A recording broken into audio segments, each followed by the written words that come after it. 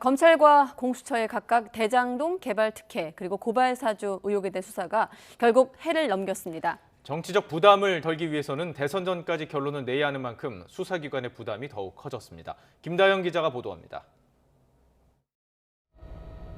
지난해 9월 검찰과 공수처는 각각 대장동 개발 특혜와 고발 사주 의혹 수사에 착수했습니다.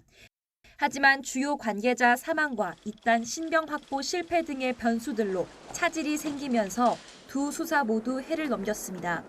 대장동 수사팀은 유동규, 김만배, 남욱, 정영학, 정민용 등 핵심 5인방을 재판에 넘긴 뒤 개발사업 보고 개통에 이름을 올렸던 성남시 관계자를 차례로 불러 조사하는 등 윗선 수사에 집중하는 듯 했습니다. 하지만 초과 이익 환수 조항 삭제에 관여한 것으로 알려진 유한기 전 개발사업 본부장과 김문기 개발 1처장이 숨지면서 수사에 제동이 걸렸습니다. 어수선한 분위기 속에 당시 성남시장이던 이재명 더불어민주당 대선 후보는 물론 최측근인 정진상 전 정책실장에 대해서도 조사 한 번 못 해봤습니다. 화천대유 측으로부터 50억 원을 받거나 받기로 약속했다는 이른바 50억 클럽 등 로비 의혹 수사도 남은 과제입니다.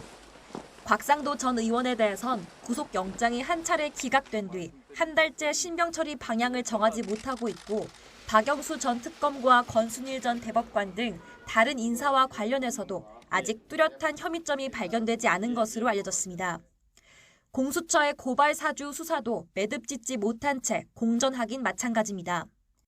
고발장 작성과 전달에 관여한 혐의를 받는 손준성 검사와 김웅 국민의힘 의원 등 핵심 인물이 불구속 기소되는 선에서 수사가 일단락될 거란 전망이 나왔지만 손 검사 신병 확보 시도가 잇따라 불발된 뒤 수사는 사실상 멈췄습니다.